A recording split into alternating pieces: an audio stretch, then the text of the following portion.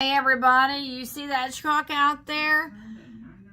Steven just showed up for the first time since January 1st. This is Friday night, the 19th of January. And he just pulled in and he didn't tell me there's his footprints in the snow. I can focus in. I don't want to go outside. It's really cold. So he he had a surprise. I knew I hadn't heard from him in several hours, and he was in Huntsville, Alabama, and I hadn't heard from him since maybe early afternoon. It is almost 10 o'clock. It's 9:30, I guess, and he just walked in and talked to me a minute ago. So he got you can see me in the window here. I just don't want to go out in the cold. So there he is, surprise unloading. So let's get him.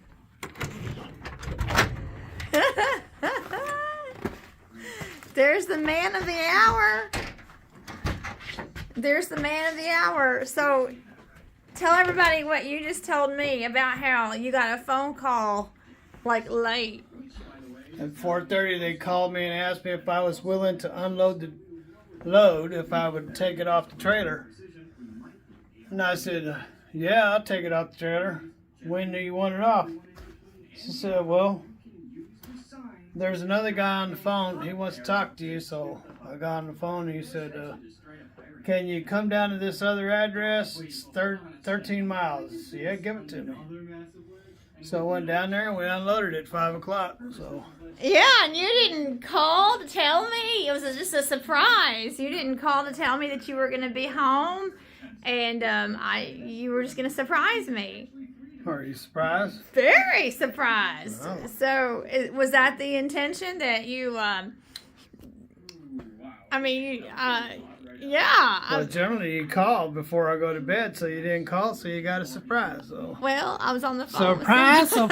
Surprise! So, anyhow, I haven't seen Steven since January 1st, and this is Friday the 19th of January. Haven't seen you in 19 days. So, you're going to get yourself a cup of coffee, and we're going to catch up.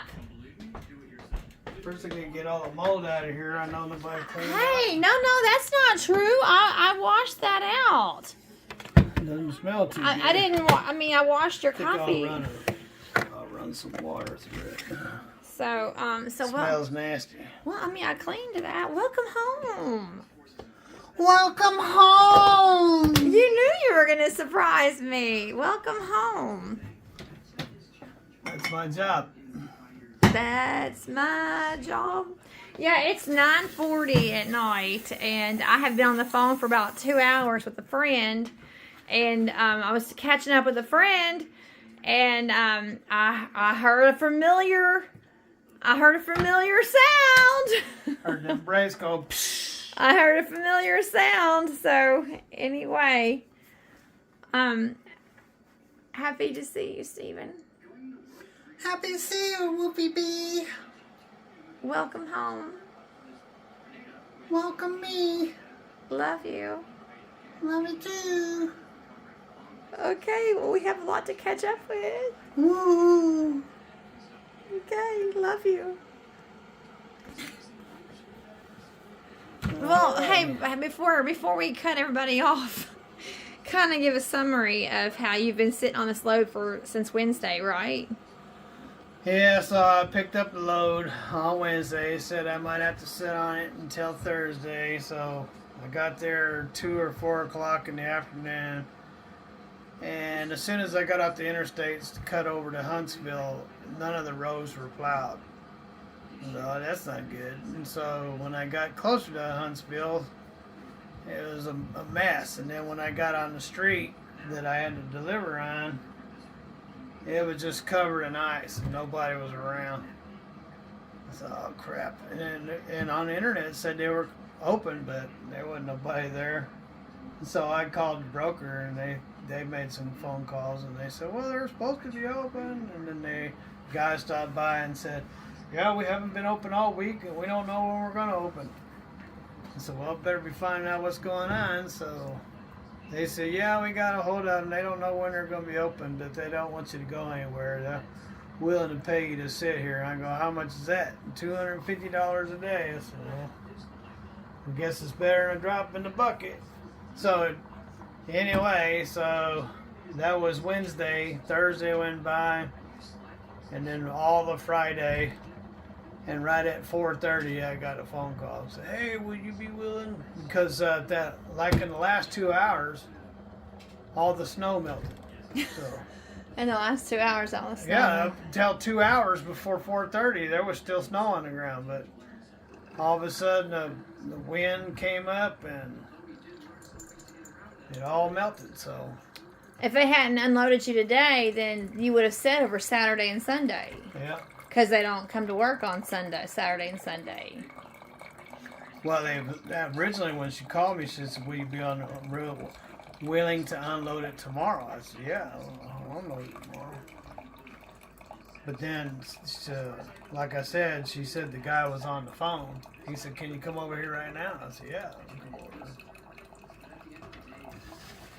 Well, surprise, surprise, surprise. So yeah, I didn't want to sit there all weekend. Although I went grocery shopping, got ready, there was no water. I went into Walmart there, all the water was gone. The only thing that was left was the gallon waters. There was no bottled water at all. And the cheese was gone. There was some other stuff that was gone too. And I was like, so I got some jerky and I did get some cheese, and I got some grapes and some mandarins and some tissues.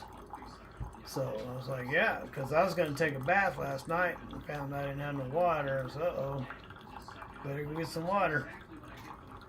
So anyway, so I was all stocked up for the weekend, but I got to go back out next week anyway. I'm going to take care of some business, and I got to swap a tire out, one with the garage. I got one that's beating me to death.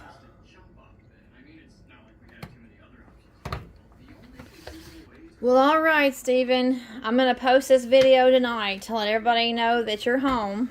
Well, all right, ladies and gentlemen, I made it home. Have a wonderful weekend. Have lots of fun. God bless. Surprise somebody. And later. I love you, Steven. And I did clean the filter on your coffee pot. Love you. Yeah, well, smell it. It's not too bad. Gosh. Smells like a ripe butthole. Oh, Steven! Love you.